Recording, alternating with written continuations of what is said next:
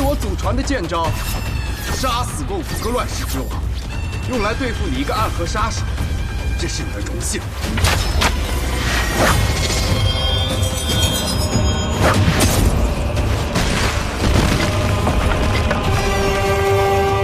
这剑的威势，竟比上一剑要凶猛近1倍。这7星连珠，一剑强过一剑。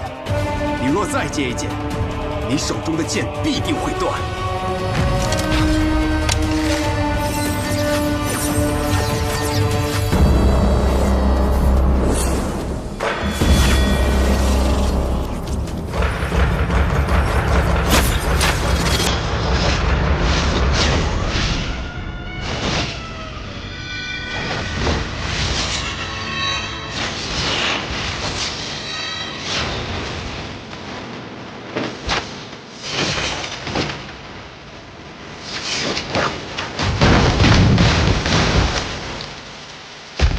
这时，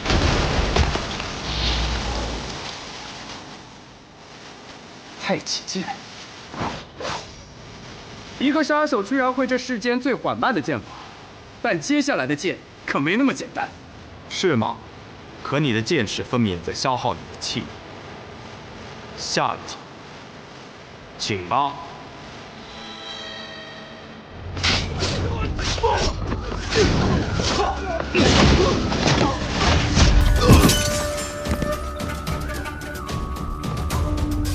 这里便交给你们了，我去看看我们那位苏家主。好，这便是所谓的影宗啊！凭此实力还想直饮暗河，愚蠢！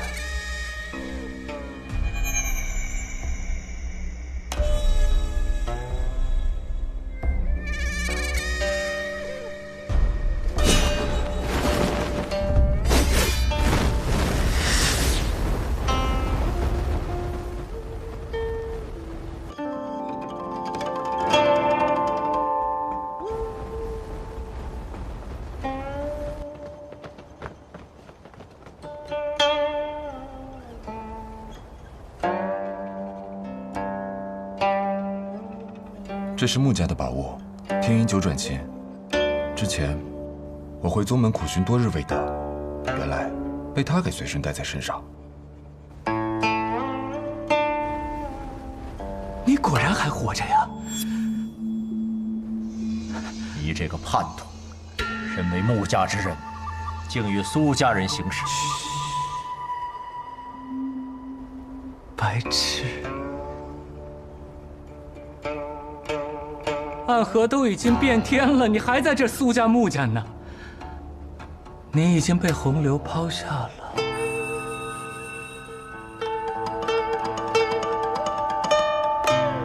死吧，和那死去的旧暗河。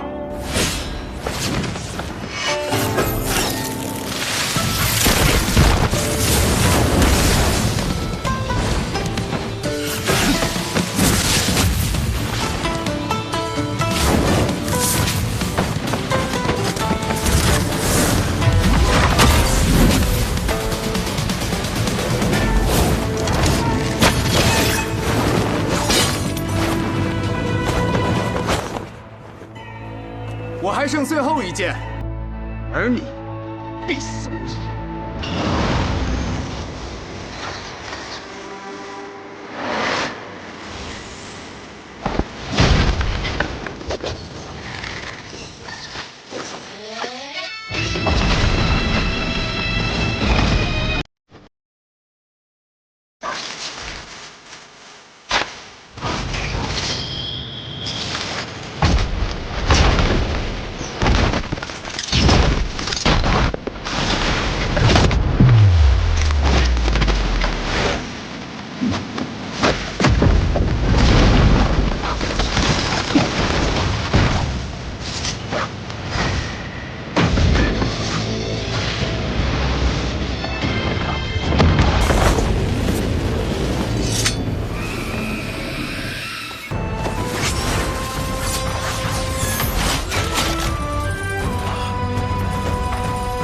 18剑阵。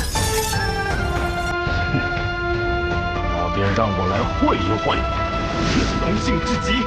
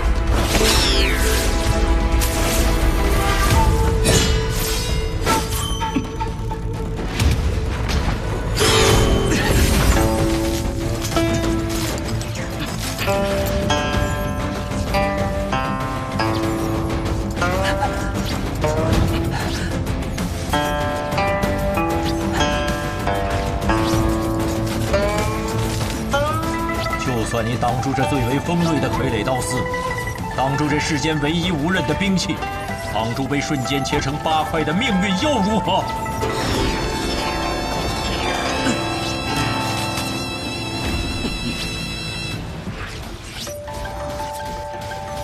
你现在用研魔掌，还有一丝生机。对付你这么个阴阳怪气、不敢正面交手的家伙，不需要研魔掌。当年的穆家，因为有你我2人，本来是穆家这一代崛起最好的机会。可就是因为你不听师尊所言，我行我素，导致今日的穆家仍旧是3家之中最势单力薄的一家。我只为自己而活，别人打我就打回去；别人要杀我就先一把他们都杀了。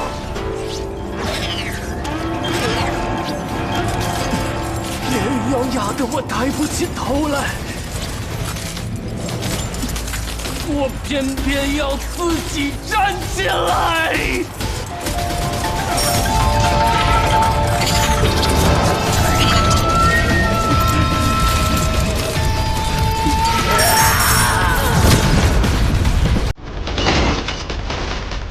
一变天机舞，这样才有意思。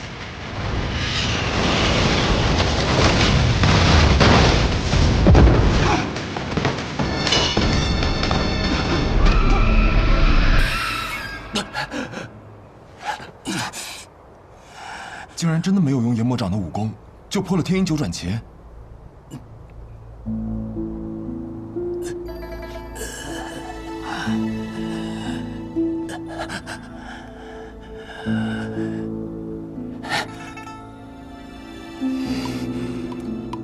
我败了。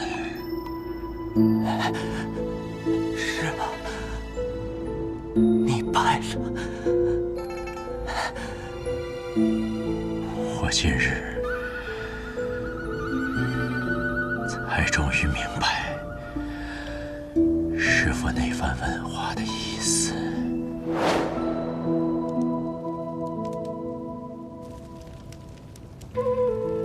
子哲，你为何而活呀？为穆家之荣耀而活。我穆子哲要兴盛穆家，让穆家成为3家之首。好。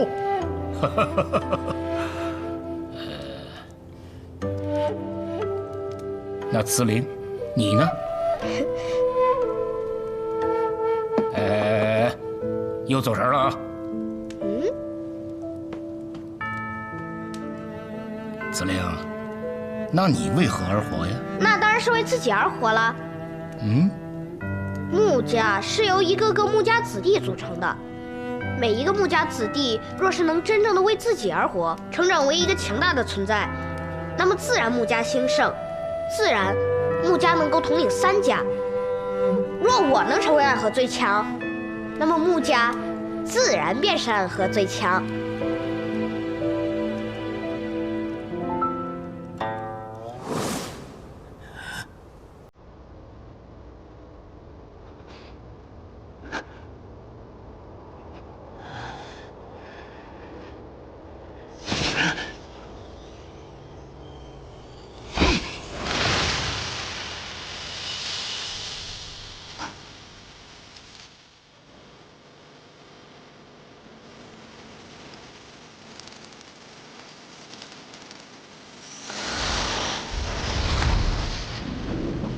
风危险，坠落命运的碎屑；雨危险，沾湿年少的心结。俯仰间接了满怀冰雪，几句领悟一生追月。心底的积雪覆盖着你未忘却。简直是无药可救！写过难挨的寒夜，无药可救！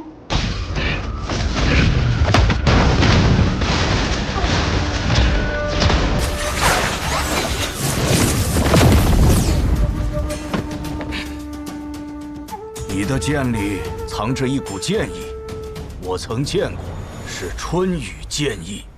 小子，你究竟是谁？我是暗河的苏沐雨，亦是无间城的孤魂野鬼。无间城城主卓雨洛是你什么人？他是我的父亲。这么看来，的确有几分相像。这无间城的城主竟然还有后人，而这后人竟然还成了暗河的无名者，着实有趣啊！我明白你为何一定要去我这身后的万卷楼了。这身后的万卷楼中，藏着你的身世，也藏着当年无间城被屠城的秘密。是，所以没有任何人能够拦住我。既然如此，那只有我们三人联手了。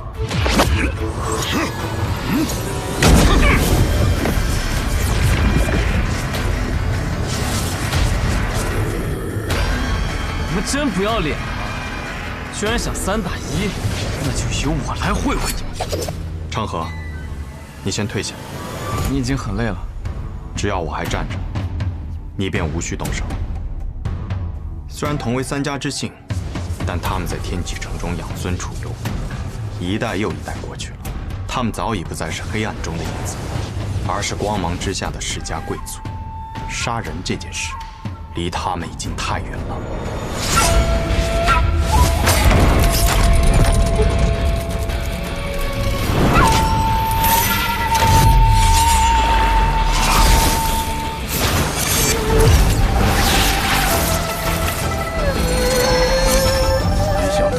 之年，我竟能再次见到真正的18剑阵。方才只见17剑，未见这第18剑。第18剑，不论胜负，只论生死。那就和你论一论生死。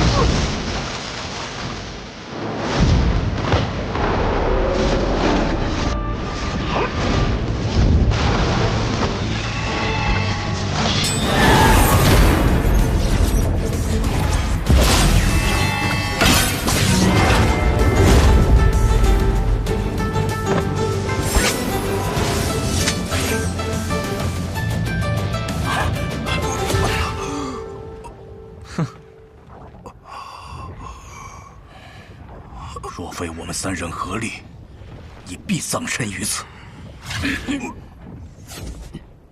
你们走吧，我不想再做一个杀手，暗河的子弟们也不想了。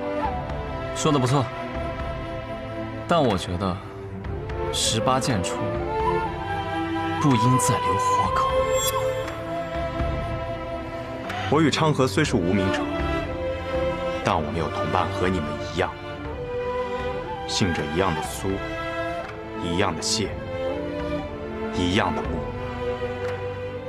暗河向来是一个不讲感情的组织，但我希望他们也能够拥有在阳光下自由行走的日子。我们本来就是一体的。影宗统帅暗河3家，同时在天启城也供奉我们3家。别的我不敢向你们保证，但这一点一定可以。从今以后，不再有影宗。你们从这里退去，不会有任何人找你们麻烦。哼！有些事物终究是要改变的。我们终将踏到暗河的彼岸，彼岸之处，不应只是长夜，还应有光明。好，老夫很欣赏你。府上，够了。义卜并不是值得追随的首领，这一点我们3人早就知道。而且天启城中，如今是琅琊王所率领的天启4守护占据主导之位，影宗早就已经失势了。与其跟着他死，不如另谋出路。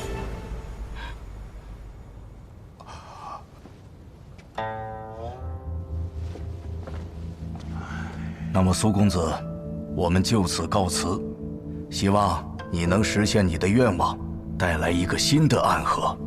暗河已经是新的暗河，只是世人心中的暗河还未曾改变。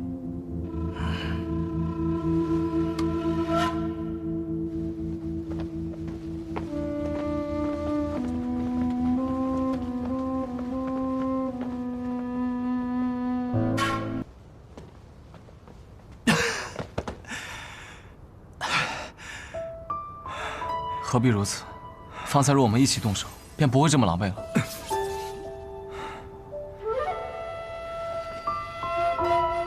方才若你动手，那便真是至死不休了。很久没有见你出第18剑了，按理说你这18剑阵全出，可就只死无生啊！你竟然还放过那些老头子一命。要我说杀了就杀了，反正一切都要推倒重来。有些东西可以推倒重新来过，有些东西不可以。比如这万卷楼，便要彻底毁去。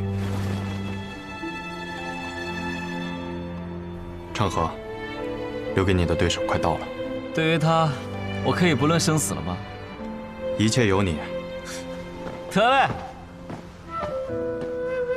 哎，等等，宋宇，为什么我总觉得你才是大家长，我就是个打杂的呢？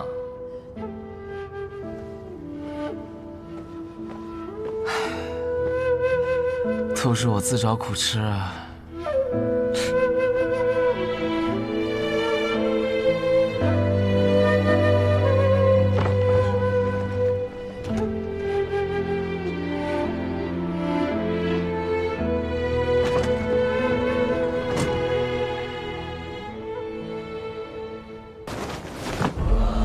让开！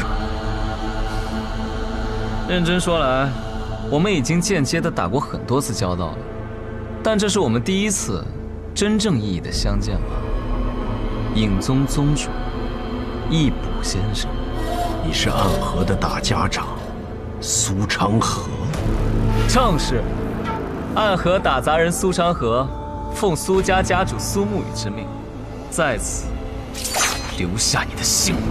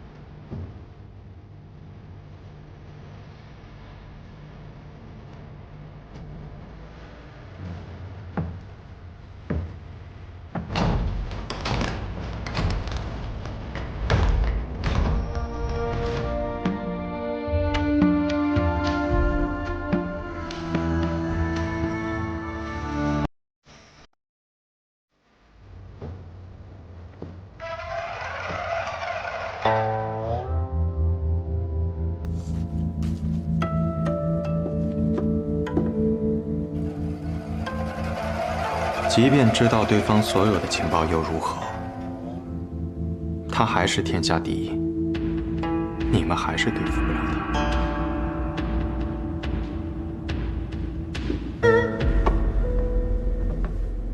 你方才放下的那一个卷轴，值100两黄金。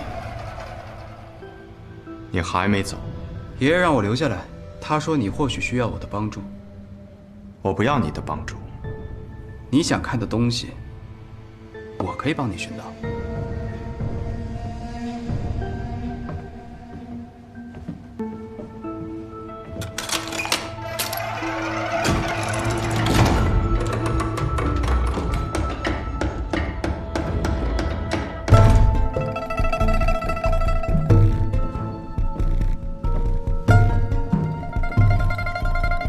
白小堂，剑心中，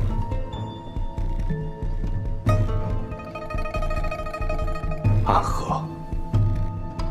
是的，暗河的情报全在这里。我猜，这便是你要寻找的东西。但我也不确定你要找的这里是否都有，毕竟影宗不是万能的，不然天下白小就不会是白小堂了。这些都需要密石才能打开，而密石藏在我阿爷家中。我有。看来你早就做好了准备。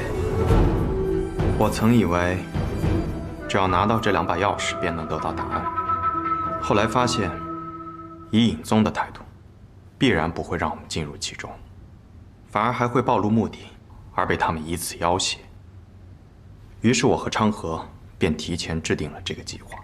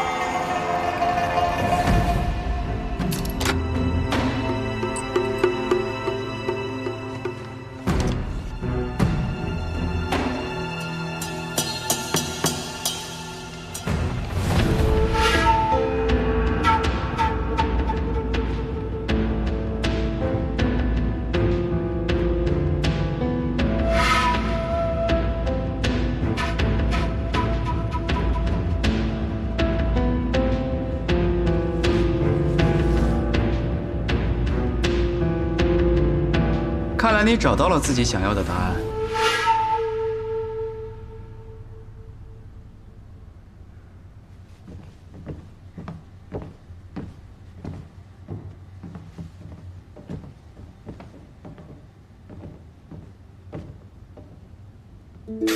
怎么？落了些东西，在这儿等我。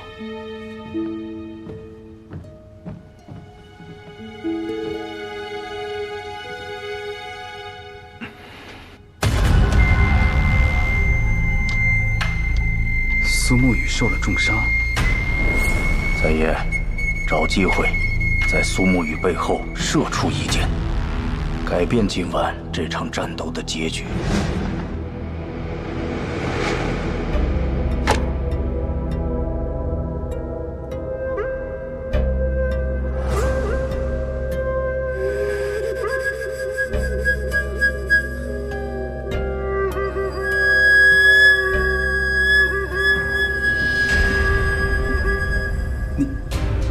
你去寻了什么东西？这就不便与你说了。把这栋楼都烧了吧。烧了？整栋楼？对。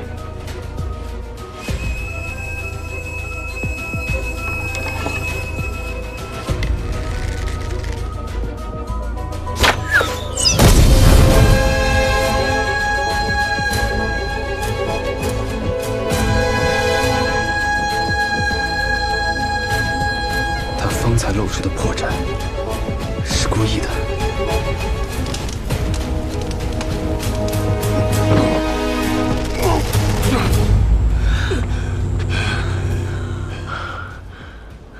不愧是影宗宗主，还是有几分实力的。我差点就输给你了。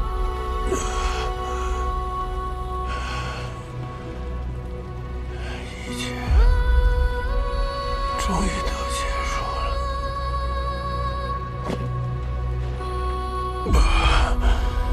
我这一辈子究竟是为什么而活？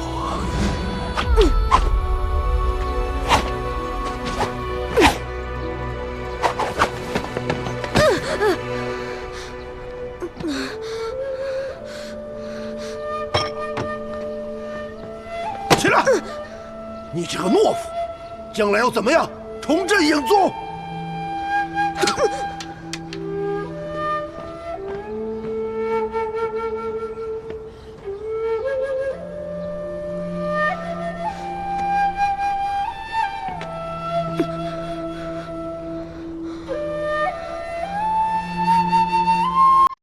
我要重振影宗。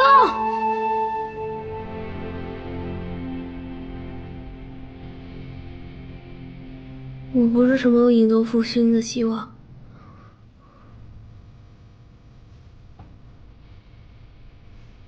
我只是个小孩，我要出去玩。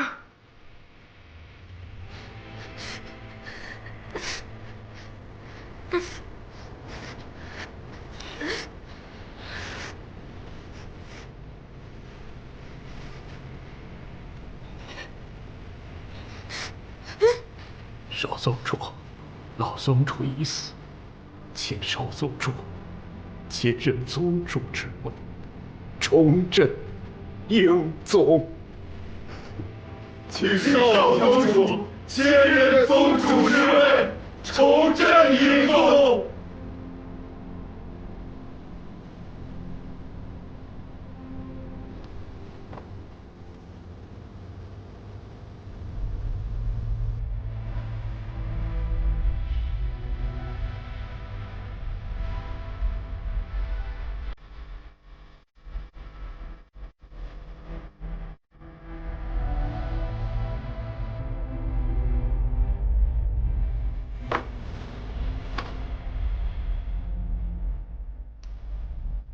从那天起，我成为影宗有史以来最年轻的宗主。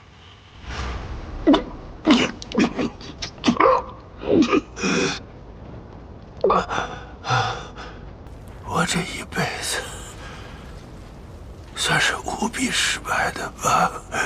影宗不仅没有振兴，还在我的手中彻底消失了。我还失去了我的徒弟和我心爱的女儿。我听说临死之前，之前的回忆会像跑马灯一样在眼前闪过。我看你发了许久的呆，也是在回想自己的一生。别想了，看着我。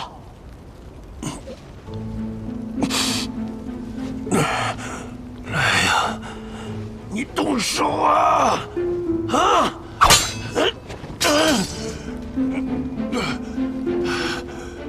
告诉我，天启城中知道暗河和影宗关系的都有谁？怎么？你是想把他们都杀掉是吗？是又如何？你觉得我杀不了你，可我不还是把你们都杀了？放心吧，如果让人知道，在江湖上恶名昭著的杀手组织背后竟是朝廷所控，那会引起天下的恐慌吧？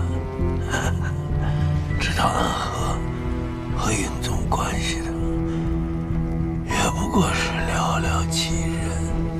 寥寥几人便是友人。告诉我他们的名字，我可以留你全尸。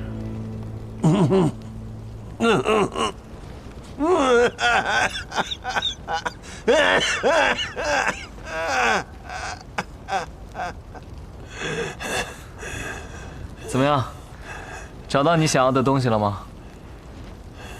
找到了。这老头怎么处置啊？哎，不对，我为什么要问你啊？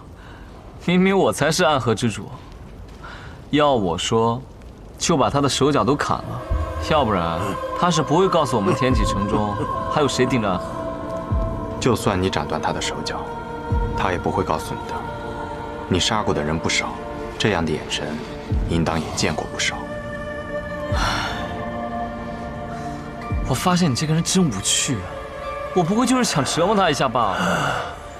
你还有什么想说的吗？秉承着最后一点的良知，我愿意听听。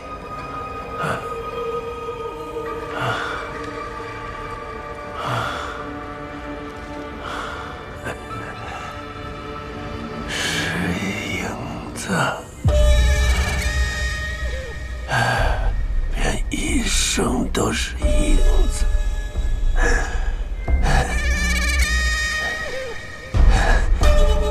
影子，若是想走到阳光下，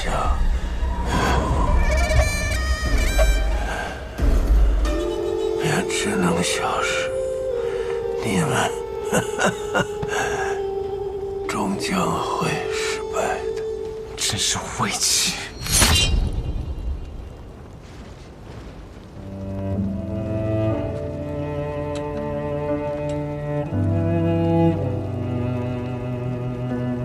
苏沐雨，今天我们也算是大获全胜，我请你到碉楼小筑上去喝上一杯。我们烧的不仅仅是影宗，还是明面上的国丈府，得立刻离开天启城才是。影子若想走到阳光之下，便只能消失。那影宗不再成为影宗，而拥有了国丈府的身份，这是不是就是所谓的影子到了阳光之下？所以，义卜刚刚说的那些话，不仅是在诅咒我们，也是他现境的写照。你在想什么？没什么。哦，对了，这个给你。这是什么？你的内阁放着这些，我没有看。你不是一直不记得小时候的事吗？看看这上面写了什么。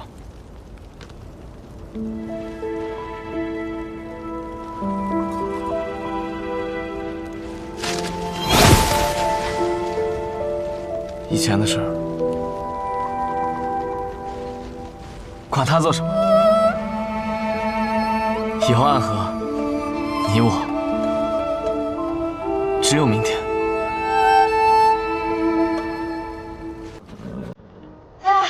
此去一别，也不知何时才能回天启城。希望再次回来之时，能真正心无旁骛地走在长街之上吧。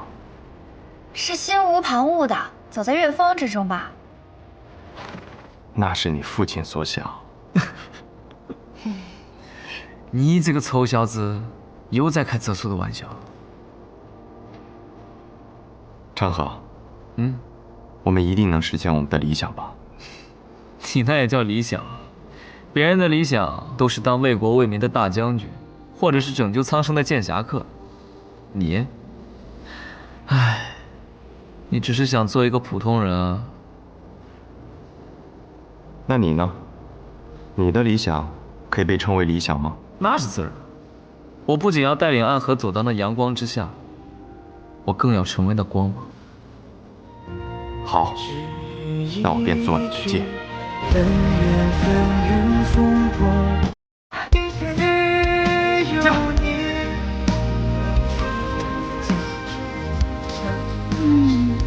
那我就为你们疗伤吧。要是医不好的话，就只能让我爹给你们寿司喽。好，一言为定。一言为定。幸福。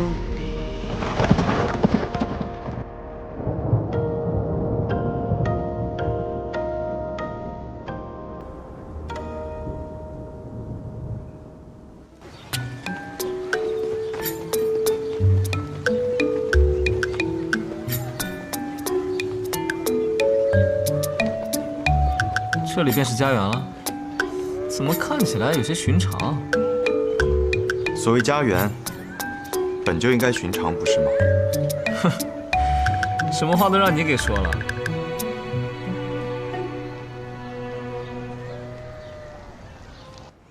你不是说很快就会来找我的吗？怎么很快就变成了很多年？是啊，一过便是很多年了。对了，这是昌河，如今的暗河大家长。我是昌河，是苏沐雨最好的兄弟，以后你叫我昌河大哥就行。这是昭妍，萧昭妍，自小我俩一块在无间城长大，算是我妹妹。沐雨哥哥，我咋觉得你这像是在做媒呢？我刚刚打趣他，他现在在报复我呢。哎呀，暗河一年赚那么多银子，结果所谓的家园就是一个穷村子，这老爷子未免也太小气了吧？我们这里餐餐有肉，顿顿有酒，怎么就穷了？我看你就是没有见过真正的穷。从这里以外，在17里的那个村子，他们那些人吃顿白米饭就算是过年了。你别理他，穷惯了，突然有钱就这样。哎，什么叫突然有钱啊？你忘了那南安城地下埋了一地的白银？我觉得我们这儿挺好的，不要你的银子。你知道我们这里都住着些什么人吗？我自然知道，都是些和暗河有关，但是又不想陷入江湖纷争的人。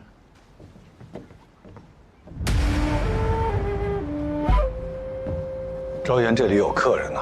邪墨叔叔，快请坐。昭妍，去给叔叔倒杯茶。好。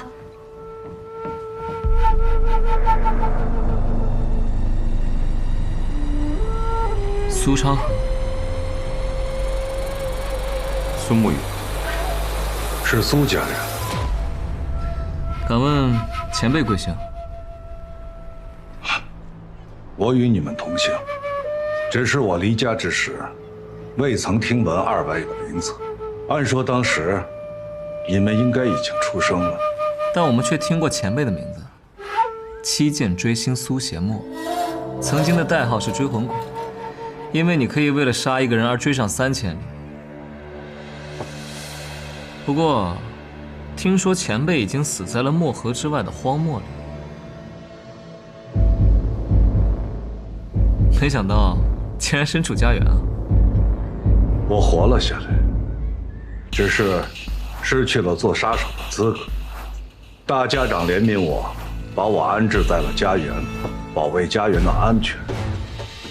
对了，你们好像还没有回答我的问题。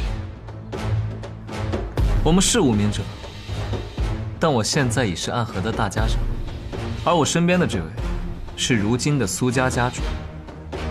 哦，既然是这样，那这杯茶当由你来喝。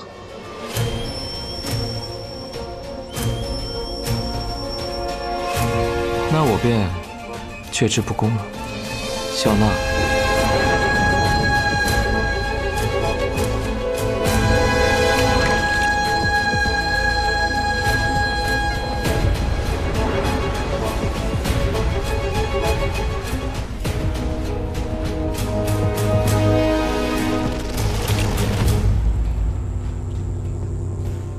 不愧是大家长，好功夫。我再给师道一杯。既然你们已经来到了这里，就说明老爷子已经死了。如今暗河的掌权者变成了无名者出生的你们，一定是发生了一些大事。那么，你们到此的目的是为了？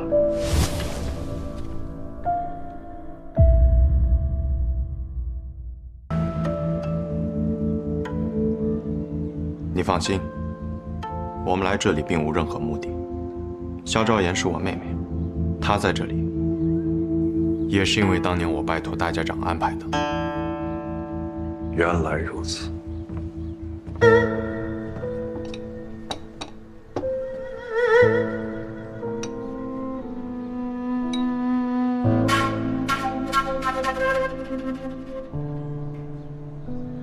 那我便不打搅各位了，告辞。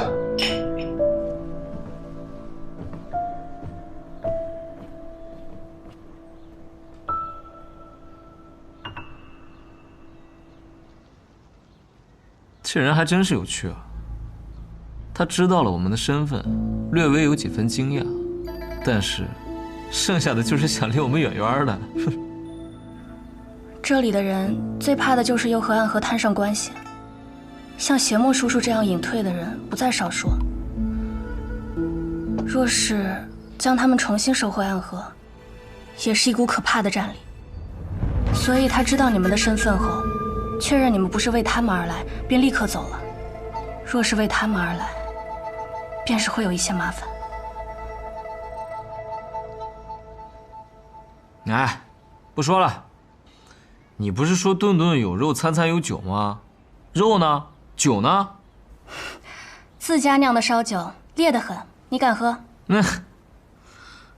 千杯不醉。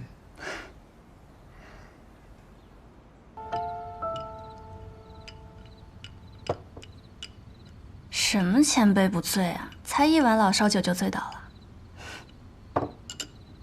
昌河有一个神奇的能力，想喝醉时一杯便醉，想清醒时，即便你把整个村子的酒都搬来，那也是千杯不醉。那他今夜为何选择一杯就醉呢？因为他知道，有些话，我要和你单独说。什么？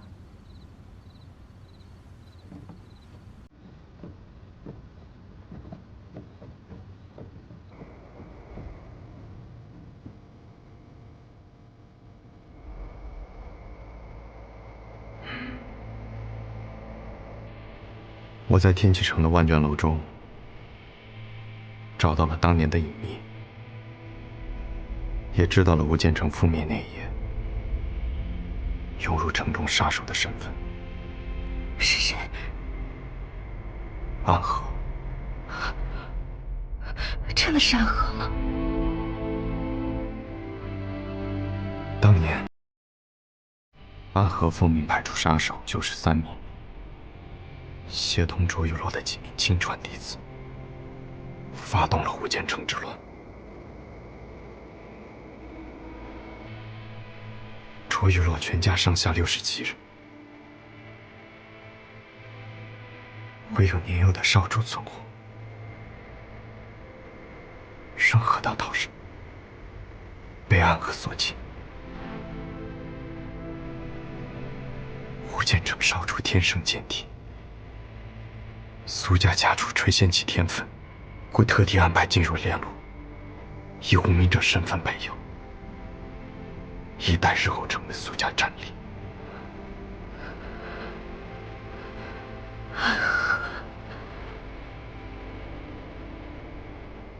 是，我一直寻找的罪魁祸首，原来就是我从小生活的地方。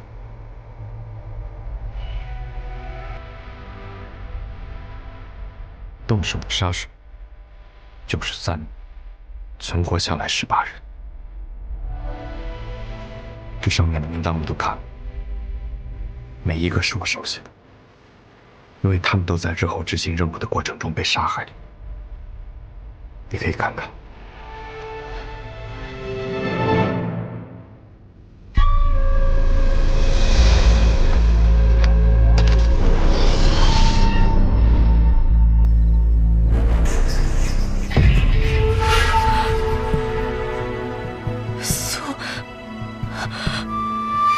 苏邪墨，往下念。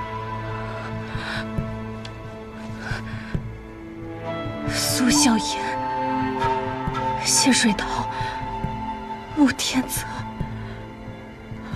这些人你都熟悉吗？这些人全部都在家园里。明白了。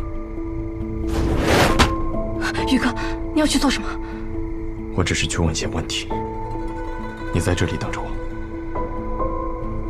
里面的人若是醒了，那便让他好好待着。宇哥，放心，总不能昨日还说这里是家园，今日便把整个村子给屠了。苏邪墨住哪儿？村口第3家。好，小心。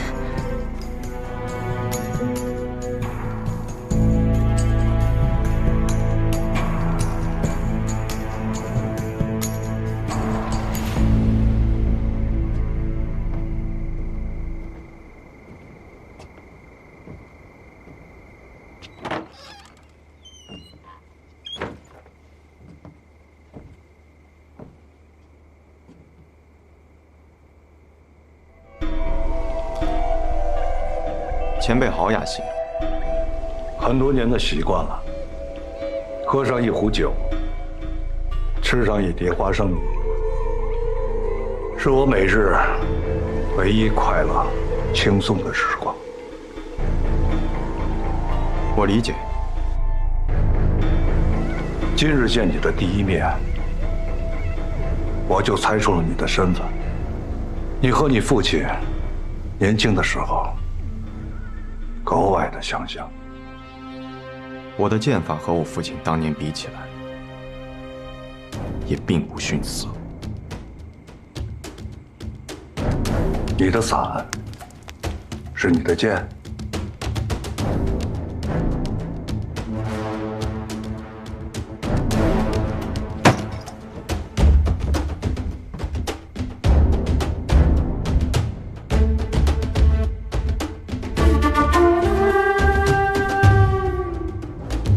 我的伞中藏有18剑，这屋里屋外加起来共18人，刚好1柄剑，取一条你们的命。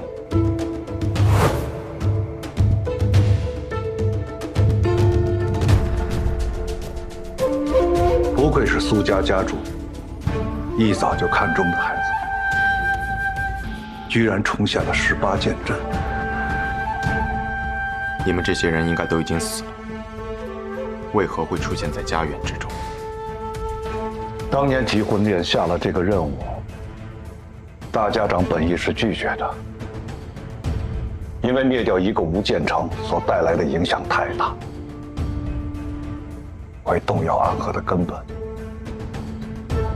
但提魂殿的态度很坚决，因此安和损失惨重。93名最顶尖的杀手，最后只回来了这18人。而这18人在日后执行任务的过程中，都遭遇到了追杀。没有人能提前知道安和杀手所接的任务，除了提魂殿。没错，大家长也怀疑是提魂殿和下丹的雇主合谋，要杀人灭口。暗河之中从来都不存在所谓的杀人灭口的事情，因为你们根本不知道雇主的信息，没有灭口的必要。但那一次不一样，雇主想要的是无间城中那些珍藏的剑谱。当我们的人冲入城中的那晚，他们那些潜入的人正在争夺无间城中的剑谱，而我们两方人马在很短暂的时刻产生了错误的交锋。正是在这次交锋的过程中，我试探出了对方所用的剑法。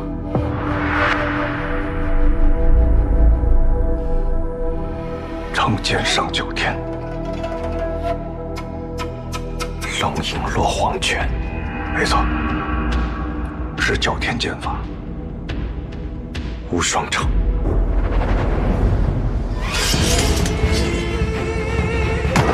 莫急，此剑一出，天下无间。可偏偏号称天下无双的第一武城，赖以成名的也是剑。无双城，这个答案还真是令人心寒。为何心寒？因为我的父亲曾称赞过前任无双城城主刘云奇的剑法，对他隐有相惜之意。只可惜，苏公子，我知道的都已经告诉你了，但我也有一些话想对你说。我们这些人和你没有任何的情感，也不存在任何的愧疚。安和听令行事，你也是一样。所以，今日若你想复仇，我们必定杀你。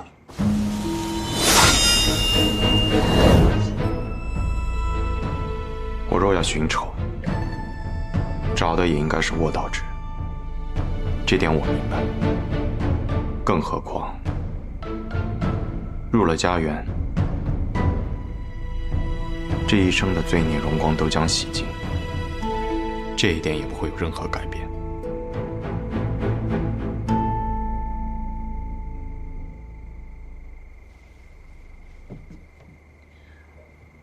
苏家主，多谢。我们这些人已经很多年没有动过刀子了，现在挥起锄头来，可比挥剑来得更熟练。告辞。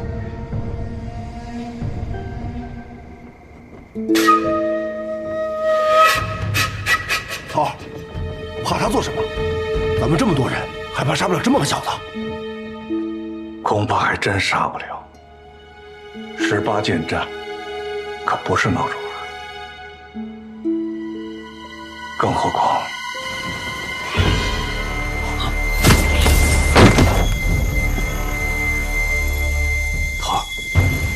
他什么时候来的？已经来了很久了。刚才我们现身的时候，门外这人就已经动了杀气。如果我们真的动手，他一定会冲进来的。他是暗河这一带的大家长，苏长河。苏长河，有意思。那他身上这股气息是？他练了研魔掌。我听说，这是一门被诅咒的武功，但凡修炼此等武功的大家长，都不得善终。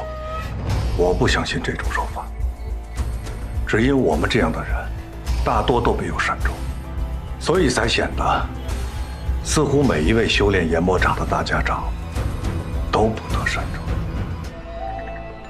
你怎么来了？不是不让你来吗？我喝醉了，没听到。不是让昭妍告诉你了吗？我为什么要听一个小丫头的话？不过既然你不打算动手了，那我们明天去南安吧。为何这么突然？要去南安？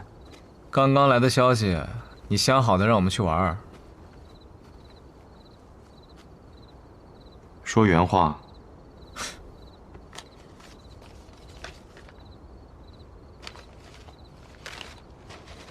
苏兄，见信安。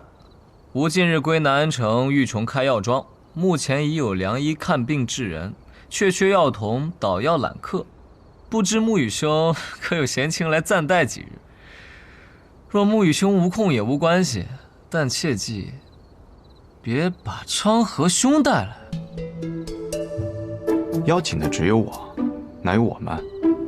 你一句话，去还是不去？可去，你也一起去。难道在他们那里，你没有得到什么新的有用的消息？你觉得呢？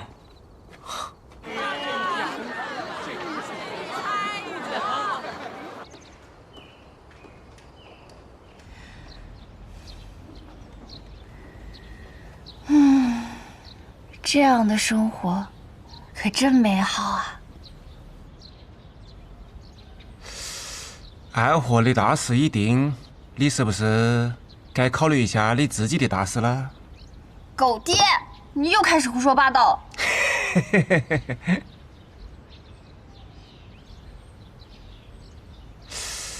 我觉得苏沐雨蛮好的啊，安和里面这人啊，我看他最顺眼。可是我不喜欢他那样的，太轻了，感觉很没趣的样子。可能大多数女孩子会喜欢他那样，看起来温柔，而且长相也很俊秀。但是什么？但是我更喜欢有意思的人，比如苏昌河那样。啊？那可是暗河的大家长，要武功有武功，要地位有地位，而且呢，人也很有趣，说的话别具风味，是一个很特别的男人。这个臭小子，你这个臭丫头！哎，狗爹，你去哪儿啊？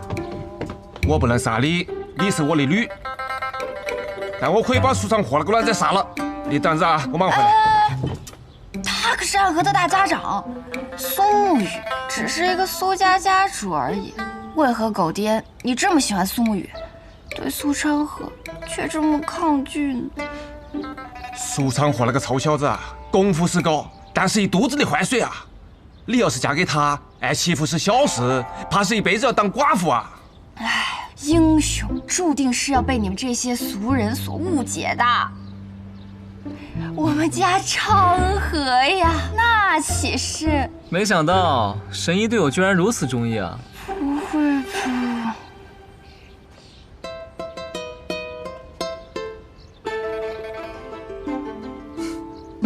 我对神医也十分中意啊。怎么来的人是你呀？那你希望来的人是谁？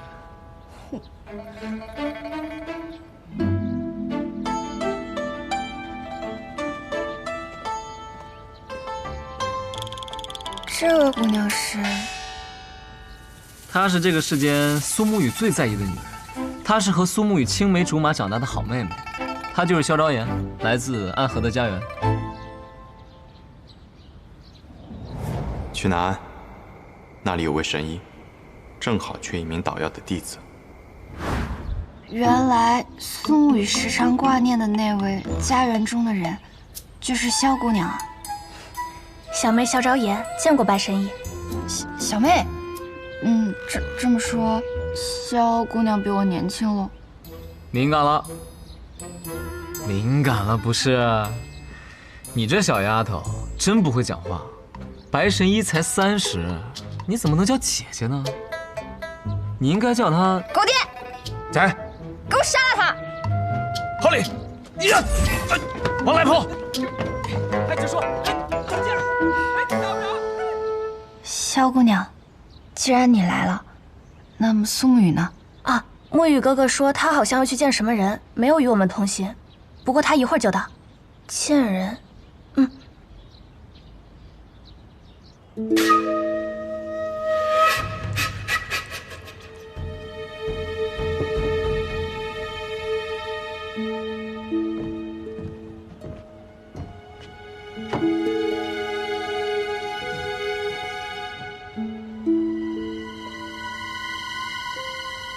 你跟了我一路，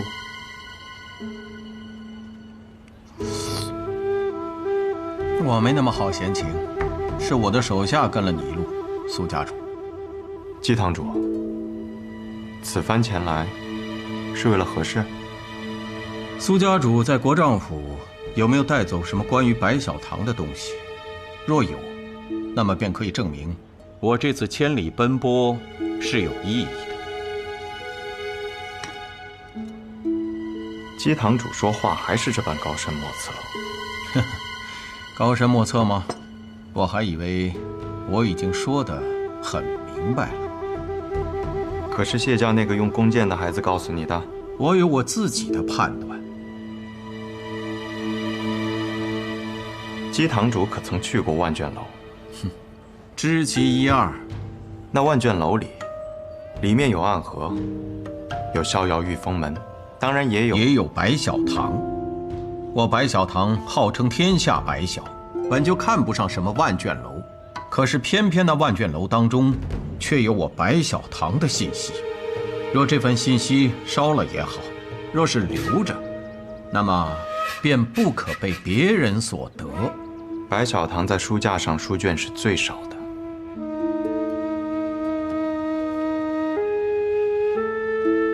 只有这一本，我从万卷楼中取得，并没有看过。苏家主是个聪明人，幸好你我现在还不是对手。若是有朝一日白小堂和暗河成为了敌人，那么苏家主将会是我第一个必须要杀死的人。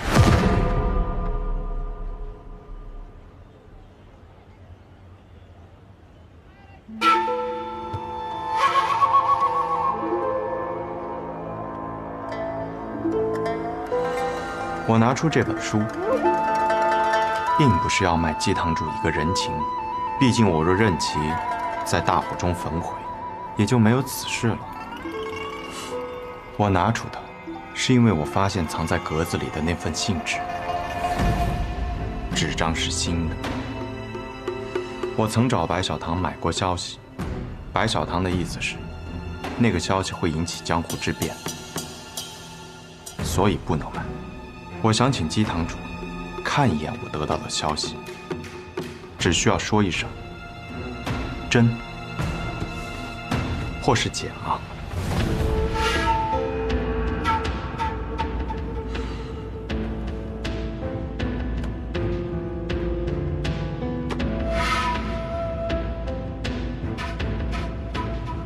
好。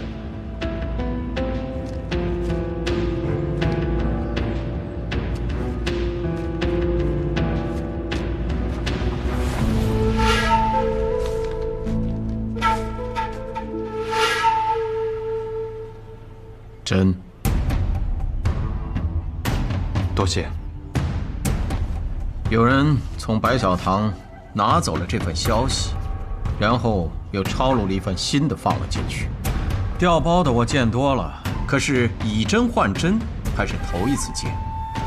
或许是因为我们记录的更加全面，他想用这个消息向你卖个好，或者是巴不得希望你从这上面获得某些讯息，然后去做一些事情。看来有人想要利用你。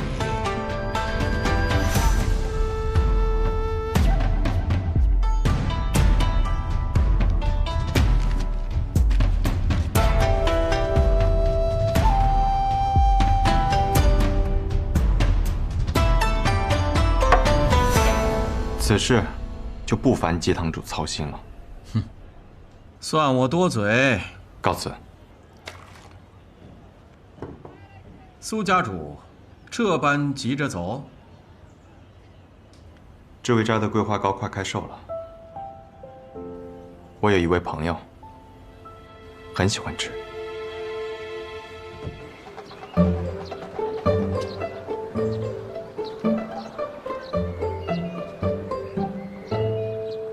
鹤羽药妆。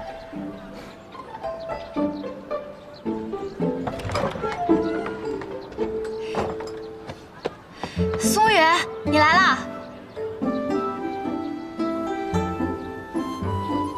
怎么样？我这个名字取得好听吗？虽然看病的是我，你只是个药童，出于公平，我便还是把你的名字也给加进来了。但也是出于公平，这座宅子的租金你得出一半。多谢神医。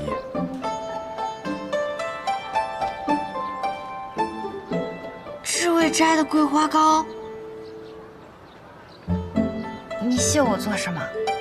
听说你方才去见人了，怎么南安城中你还有朋友？算不上朋友，只是故人，恰逢在这南安城中遇见了。哦，神医，怎么了？既然这药庄有我一半，那为何还不请我进去啊？哦，请进，进来。哦。